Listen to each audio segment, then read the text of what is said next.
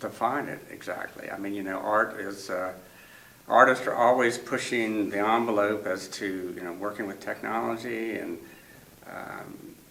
you know, looking at as the world changes, so does artwork, so does artists. You know, they respond to the world around them. So it's just continually shifting in that way. It seems as though that, you know, commercial gallery scene is shifting dramatically, and that many places are kind of giving up brick and mortar kind of entities. They're shifting to art fairs and online. You have this whole new NFT, is it NFT, fungible, whatever, you know, the whole new things of digital kind of art that's available out there. Of course, the web has been with us. The websites have been with us for many years now, social media, so there's many more ways for artists to get their work out there, to work with that technology. There has been a movement, I think, in the past 10, 20 years to recognize artists of color, but also, you know, women artists, and you'd be more inclusive. The museums looking at their collections and seeing shifting towards, you know, bringing in artists that were underrepresented in past years. I see that happening in Cincinnati, certainly at the Art Museum here, and that's a good thing. Okay. So I explained earlier about the black aesthetic. Are you from the Black Arts Movement? Are you familiar with it? And if so, do you think that the current aesthetic is the same, or if it's changed? Well, I think this is a gross generalization, but I think artists have always looked to themselves or reflected aspects of themselves in their work. And artists of color, I think, have often dealt with issues related to their race in terms of political, social impact. There's a long history of that in African American artists, and I think that continues today. I mean, the 3 shows we just had in here preceded this with G. Horton and Candace Oddister and Bruce Bennett, all African American artists. In a sense, they were all at the heart of each one was kind of a self-portrait in a way, dealing with issues that, you know, impact their lives as a person of color, experiences they had growing up, and providing more positive views of African Americans. So I think for the large part, a lot of artists of color are addressing issues that have persisted in this country, sadly, since its origin. And that's been a continuing thread in artists. But, you know, of course, you always have artists, and I think I would cite Terence Corbin. He was one of the artists you were interested in. You know, Terence taught at UC for many years. And he used to say, you know, that he used to complain that artists, that people thought his work wasn't black enough. Because he did these monumental paintings of geometric forms, Arabian colorful birds. But I mean, there was a lot of jazz influences in that work, so there were certainly aspects of African American culture that were integrated into his work. But he wasn't dealing necessarily with social, political issues, you know, and he stuck to his guns, you know. This is what he wanted to do. This was the work that was important to him. You know, and there's artists that have, of course, done abstract work or landscape or whatever that might not necessarily have a very specific, you know, you might not necessarily associate, if you just looked at the imagery of the work, you might not say this is an artist of color. You might not necessarily make that association, but I think many artists are, because it is a pressing issue, and it's still sadly very relevant and very it's still very much part of what's going on in the world, and we don't seem to be able to get beyond it to get to the other side. We make these small little incremental steps, and things flare up. And you know, the pandemic has certainly exposed a lot of the inequities and issues that still persist in this country. So I think artists are sensitive to that, and particularly artists of color are very sensitive to that, and they express it through their work. Okay. out of the years of you curating, studying, and creating art, who are your favorite artists, living and deceased? Well, that's a good question. I mean, I was going to undergraduate school in the 70s in Richmond, Virginia, BCU, and we were looking at the time of, art history at that time did not include a lot of African American artists, and Sam Gilliam would be represented, I would think, and there were certain that was just starting, artists were just beginning to kind of emerge into that world and that kind of exposure. But for me personally, I came out of a painting background. I was particularly drawn to Mark Rothko's work, and Richard Diebenkorn were two artists that I very much was interested in. Currently, I don't know that I have a particular favorite artist. And all the artists I've worked with over the years, we're going to our 27th season at the Westin. There are many. I mean, again, I would cite these most recent shows. I think what G. Horton and Candace Oddister did, what they came up with for those, they both had really strong conceptual grounds for their exhibitions, and what they created was really something very special and really important. And the shows really, somewhat accidentally, although purposely put them together, but I think they interconnected really nicely together, and they had a lot of crossover in the work. And I've often said, and being in this position as director at the Westin, that you can find artists working here in Cincinnati that are doing work that's just as strong and equally important as any artist you can find, on the national, international stage.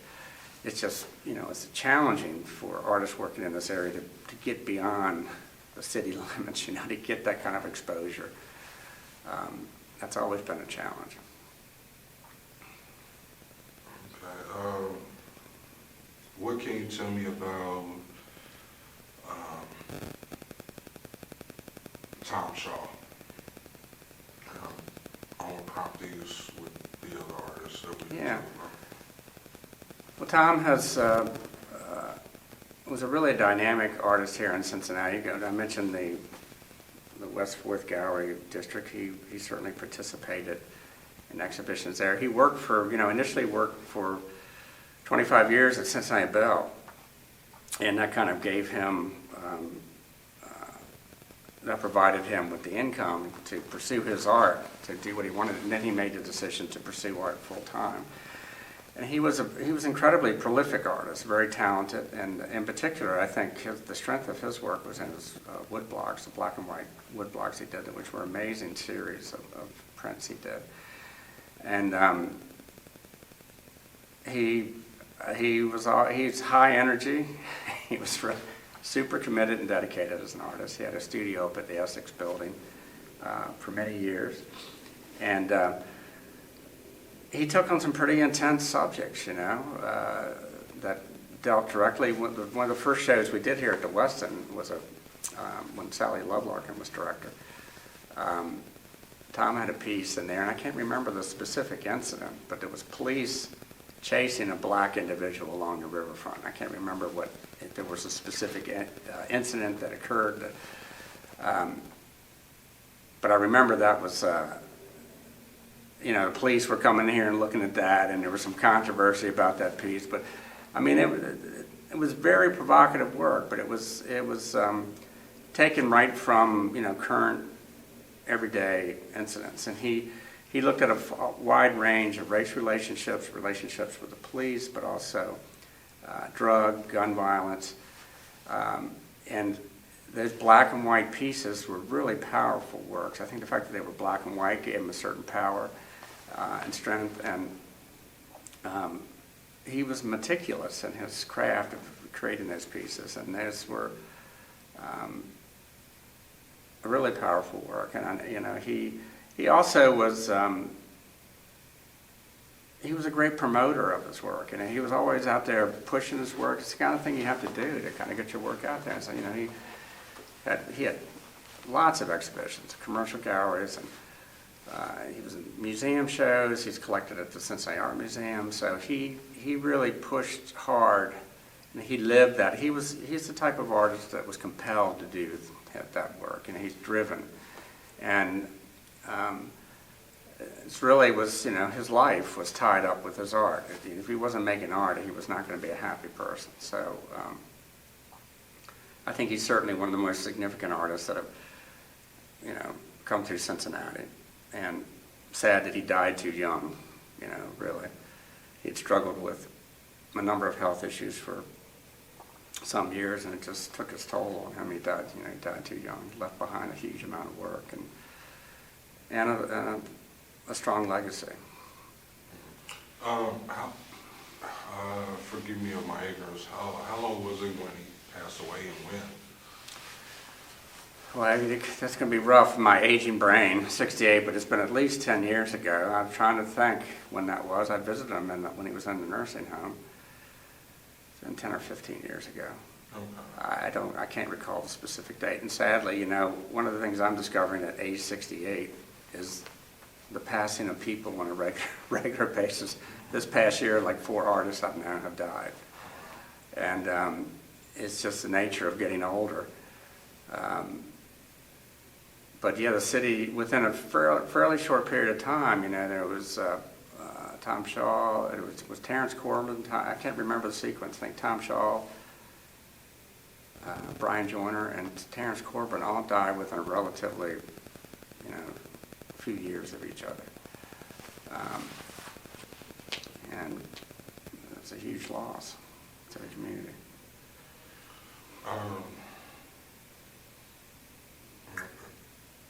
Terence Corbin, what can you tell me about him? Terence was, Terence taught at UC for many years. He was a really beloved teacher. I know people, Cedric was one of his students, Cedric Cox. And he was a great teacher, very enthusiastic. And I think he inspired many students that came through that program at UC, at DAAP. He had an amazing studio on Coleraine in Camp Washington. Yeah. Studio living space that was just, one giant long floor. And he was a smoker, he liked jazz, he used to hang out at the Greenwich. He was a great, he's a great talker, and he loved, of course, he was totally devoted to his art, and he that was his life. He was consumed by it in a good way. And he made these incredible monumental paintings. Big deal paintings. He was not intimidated by scale. No. And the ironic thing, and I said this at his funeral service, was when he had cancer, sadly, and he hung on for a couple of years. But during that time when he was struggling with cancer, I was involved in putting together ultimately 3 shows of his work. We did a show at Cincinnati Art Galleries, then they did a show at the Reed Gallery at UC, a big show. And he was still alive for those, and there was a 3rd show up in Cleveland that he died in between. But he did these monumental paintings, and yet in his studio, his big, massive studio, but then he had a standard door, just a standard door to go out. And to get the painting, I told the audience that day, it was like you were birthing the paintings out of the space. We had to take the door jamb off, the door off, just to get them out the space. And I never understood Terence working there all those years why he did just let's just make a bigger opening here. But, that wasn't a concern. And he didn't, none of those paintings, unlike I worked with Tom Bacher, who also passed away recently, had a studio down the street, did big paintings. He would take them off the stretcher and roll them up because he couldn't get them out of his space because he's up on the elevator. He had to do that to get them out the building. Yeah. Same situation there, a big studio, small door to get out, and then an elevator, just a passenger elevator. It's crazy. Terence at least was on the 1st floor. You get out. But we did a show here, and Sally was still director, Sally Lovelark, and we did a show with Frank Herman, who was his colleague at you see, and we did a two-person show called Divergent Abstraction, and Terrence's pieces were kind of paired with Frank's, which were, Terrence was kind of hard-edged geometric forms. Frank's was these organic, kind of fluid type paintings, so it was a really nice contrast and approaches. That studio space was amazing. And early in the galleries, when I first became director, we did a series of fundraisers where we did tours of studios, and it was initially called Key into Art because Key Bank was the sponsor. We did these Sunday afternoon tours, and Terrence was on one of the first year we did it. And, and it's one of my favorite things as director is to go to artist studios to see work in progress. And Terrence would have these. In fact, there's I think I sent you a sequence of these of painting in progress. And we have these giant canvases lined up. In this case, it was a triptych sitting on top of gallon paint cans, leaning against the wall, drawn out, newspaper taped to it in progress. And to see them in that state, in fact, when Terrence was still alive and I put together that show at UC, I said, I'd like to just take this and just take it to the gallery. And he wouldn't do it. He wouldn't show anything unfinished. He just wouldn't go for that. But I thought this was amazing, just, to see this kind of in progress and how it is. But those pictures, someone shot that sequence of images, which is really amazing to see those things kind of in the early stages and how they are very loose and gestural and how they, over time, become really tightened up. Those paintings of his were really full of movement, and he had a masterful use of color and scale. And the last series of work he was doing, which was shifting in kind of to a different direction, where he was incorporating these kind of horizontal bands to block out certain areas and stuff. I really loved that most recent series he was doing before he died. Okay. Brian Joyner. Brian was yet another artist who died too young. He was younger than Thom and Terence when he died. I don't know, Brian might have been in his 50s when he died. Brian, he, like Terence and Thom, was driven, very prolific artist, always making work. He was in the early show we did here at the gallery when Sally Love Larkin was still director, called Haditi. It's a story. Translates the story, and then the group. It was an artist collaborative known as Umoja, which Unity.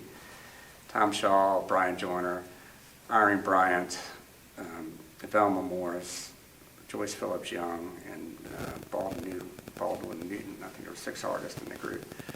And at that time, he was doing these kind of cubist-like cut-up, he does Black Woman series, portraits of Black women, honoring them, their contributions. And these really great kind of multi-dimensional pieces.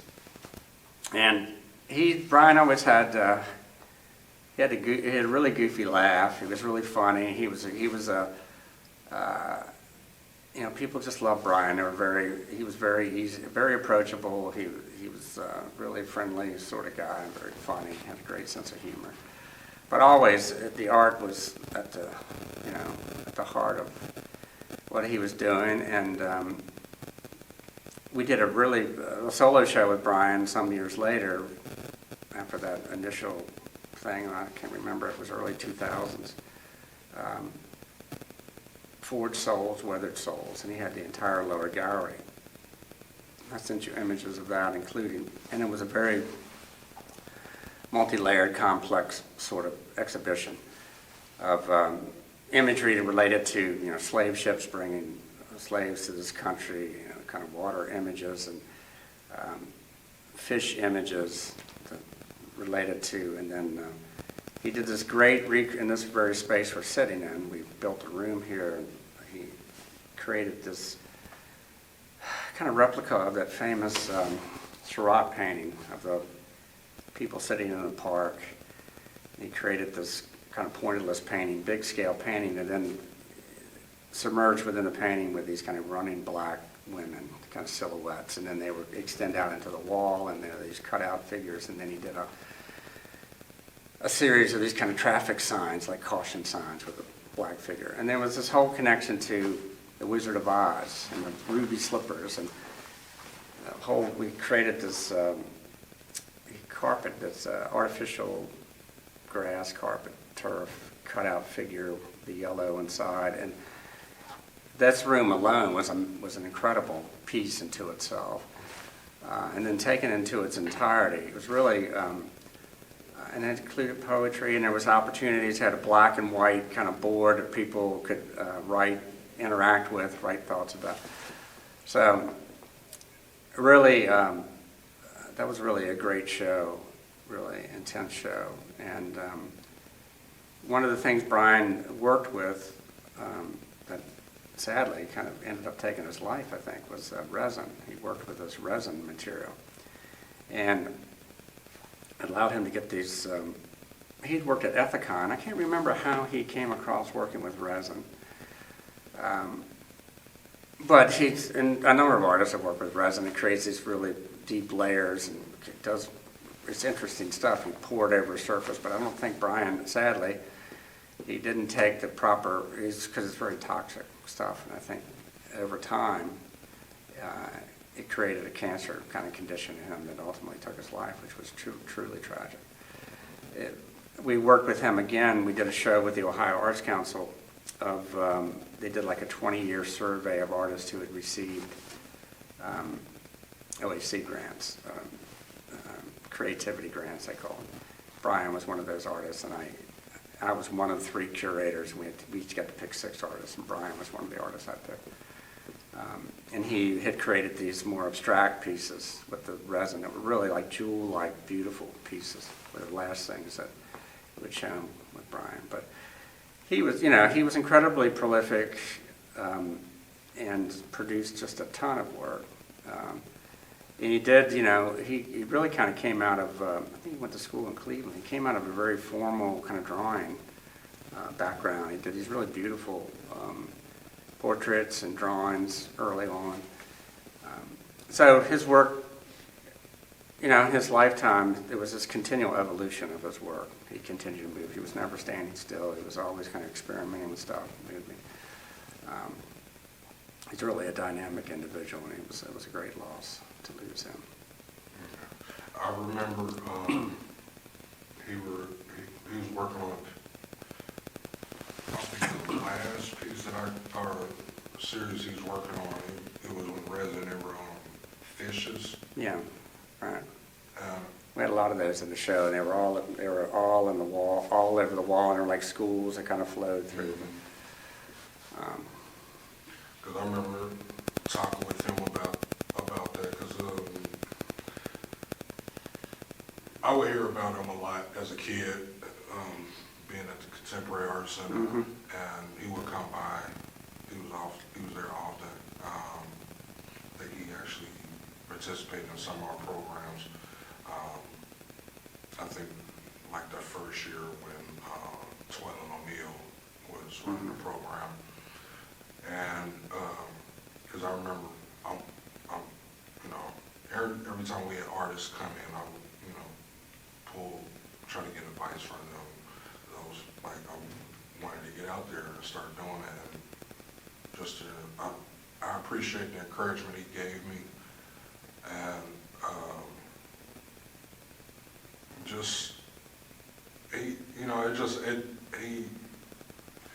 he's one of the few people that really just just do it. This is how you do it, and how you can benefit from it. Obviously, you have guidelines, but this grant can help you get a car or get a truck that you need to accomplish your project. So he just really showed me how it works for you, and how to really just empower yourself with that. A lot of times we kind of just left with that wonderment of, how do I get into the art scene? Do I have to have formal training? But creating work, constantly creating work, and showing your portfolio. You're going to get turned down, but Yeah. be persistent, and just like you said, get a part of a group show. I think you kind of get the stigma of like you're only going to get accepted if you went to some prestigious school. And I'm doing this documentary. I'm finding artists from all walks of life. Some that they might have been exposed as a youth, but they might have went to school for something else, or they may not even had any formal training, but they were just very gifted and just were given the right opportunities. Well, I think for many African Americans, college wasn't an option. For some, particularly art school. I think it's not only among the African American community, but you get blowback from I'm going to major in art. I mean, a lot of people think it's like a frivolous pursuit. Good luck with that. You're going to make. So I think there's always been that issue with the economics of attaining an art degree because it's costly to go to school, and that wasn't always an option for African American artists. And so there's any number of artists, not from every racial background, or self-taught, or who have come to it from a different direction necessarily, out of necessity, because they're just compelled to do it and they're interested in making it. I was fortunate to be able to have a college experience. In both cases, I had scholarships that made it possible. I mean, when I think of what my daughter paid to go to college, it's just like, it's just amazing. State school, when you come out with $60,000 or $80,000 worth of debt, that's just a sad situation. So I do think the fact that, maybe not as many African Americans had that experience of school, that kind of pipeline that kind of feeds into whatever was considered the mainstream art thing, they had less recognition because of that, maybe, or less opportunities. But I think that has all shifted in a much better situation now. But still, it's a lot of ground to make up.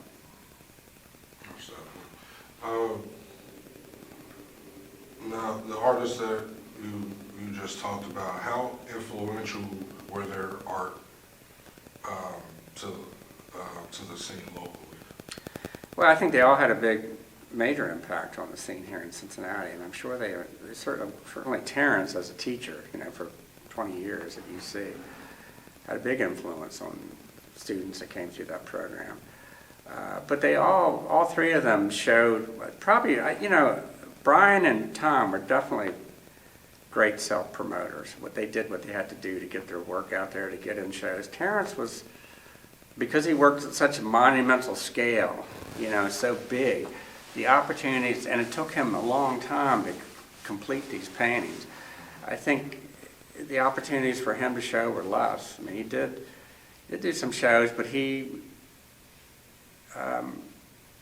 didn't certainly his work didn't receive the kind of exposure that Brian and Thom's work did, because they just were more successful in getting it out there and doing more with it. Terrence was just more interested in making the work. I mean, all artists at the root of them, they want to make the work, That's the main primary thing. But then, and a lot of artists struggle with, they want to make the work, but then how do you get it out there? How do you market it? And they get frustrated with trying to crack the nut of getting a show or getting into a commercial space or any of those. Those opportunities are out there, but you really have to seek them out, and you really have to be persistent. And like you mentioned earlier, it's like anything, being a writer or whatever, an actor or something, you're going to get rejected. And you have to have kind of a thick skin. You have to say, that you have to believe in your work, and you have to keep pushing to get it out there. Most definitely. Do you think their art was influential outside of Cincinnati? It's hard to say. I don't know what kind of great exposure. I know both Thom and I believe Brian as well in the collection at the Art Museum. So that, but exposure beyond this area, I don't know. I think Brian and both Brian and Thom probably showed regionally and outside this area to some degree, but I don't know. It's hard to say what kind of impact they might have had on the national scene. Regionally, definitely, but nationally, it's a bit tougher. Terrence, sadly, I just think he didn't get enough exposure for his work to achieve any kind of recognition beyond the immediate area. I mean, Terrence was, I think, in Arizona. Was it Arizona? Lafayette? Terrence came from, I forget the city he came from before he moved to Cincinnati, and I think he had pretty good success there doing commission projects.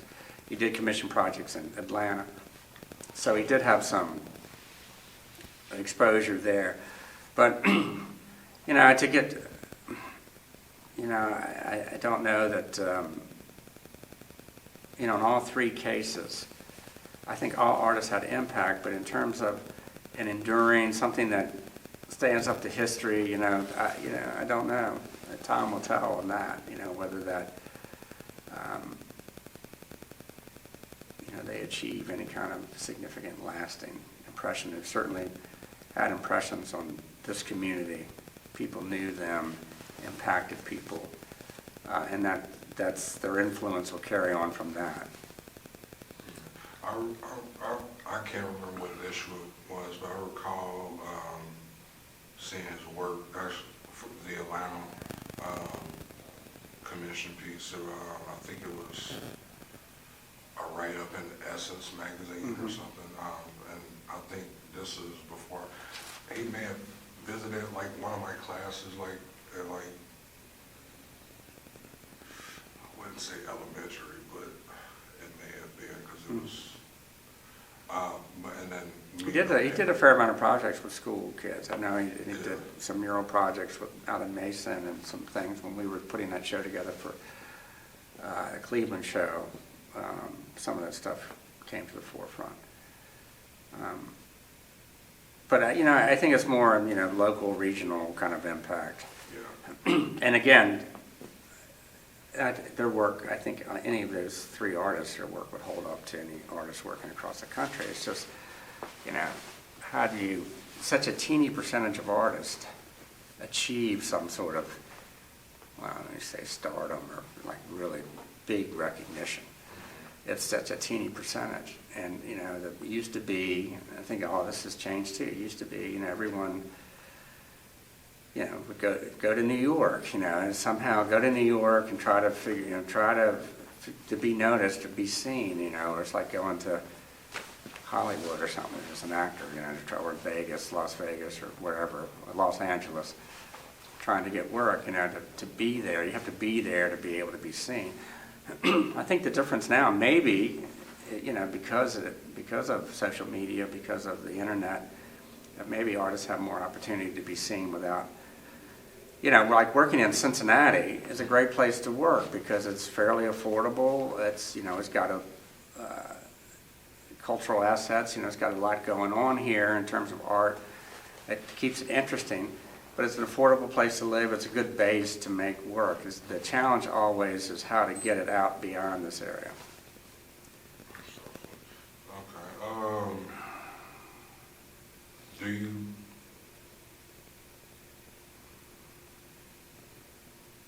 you believe that they've faced any roadblocks? Do you feel comfortable with sharing any of that? I'm not aware of any specifically, but would say just being African American, I'm sure they face roadblocks at some place. But my perception, living here in Cincinnati, is that their work was always accepted and was embraced by the community. But in terms, and Terrence taught at UC for all those years. I don't know if he had any kind of resistance in terms of advancing in his career there, or what do you call it when you get it'll come to me, when you achieve tenure. I'm not aware of any of those specific problems, but I'm sure, just growing up in this country, they experienced issues and may have experienced resistance. It would be interesting to know how supportive their families were of them being artists. And I don't know that for a fact. I mean, there are, of course, many families that would be very supportive of it, but others that would just think, and this is, again, this I think goes across all races about if you're going to be able to make a living doing that, if you're going to be able to sustain yourself. But I don't know if they encountered any kind of resistance to getting exhibitions or being included in shows. I mean, I think they were all well represented in exhibitions and were sought after in many ways because there has been a slow awakening over the years to include more diverse populations of people in the art world. And so certainly Thom and Brian and maybe Terence less so because Terence wasn't necessarily pushing himself out there so much, but they were sought after for exhibitions, certainly. People were interested in their work and showing the work. And I think both Brian and Thom did okay selling work. I mean, they sold a fair. In fact, Thom had an interesting strategy that he created a whole separate body of work. He did this really intense kind of political, social work, that addressed lots of tough issues. But he also did this kind of these abstract pieces that were really pretty nice pieces too. That may have, they were kind of completely different kind of color body work. There were prints and some paintings he did that he sold to corporations and stuff that maybe were hesitant to take on paintings or works that are so intense,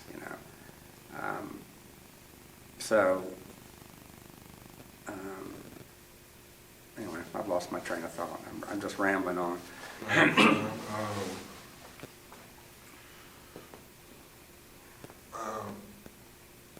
know you said that you probably don't have a favorite artist at this time, but out of the 3 artists that we've been discussing, do any of their pieces stick out to you as like, I really love this one, or this one really struck me a certain way? Well, with Brian Joyner, I talked about the piece that he did. I mean, I really like pretty much everything Brian did. I mean, I think all of his work was interesting. But this installation he did in this room, that was a takeoff on that Seurat painting, and involved these, and he kind of included some of this earlier kind of cubist type approaches, multi-plane paintings. The conception of this room, which was painted green, and we had the green astroturf or whatever, the artificial turf and the cutout figure in the middle.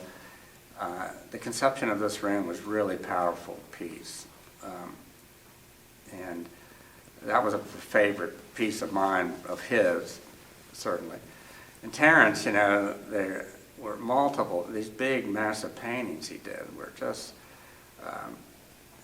there was a triptych, well, I would say actually, the painting that Terence was doing at the end of his life were my personal favorites. He did this newer series that were big, still big scale, monumental scale, and sometimes they would be multiple panels. They had elements of the earlier work, but simplified. And then these kind of really bold, like horizontal bands across the bottom. And I thought those pieces were really, and I regret that, because we'd had I'd been to a studio, we were talking about something, and the paintings were actually too big. They were too big for the space. They were too tall. They were 10 feet high, and the ceilings are just under 10. So I said, well, I mean, sadly, so we're kind of kicking around the ideas about doing something. I regret that there wasn't an opportunity to show those paintings here. But I love that particular body of work of Terence's. And then Thom, I don't know if I could pick out a particular favorite, but any of the woodcuts were, I think the woodcuts were his supreme example, were really his strongest work.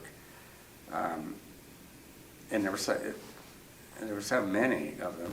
But even, I think, sent you the poster, I love that image of the poster. He did a number of self-portraits of himself in his heart, because he'd had bypass surgery at one point.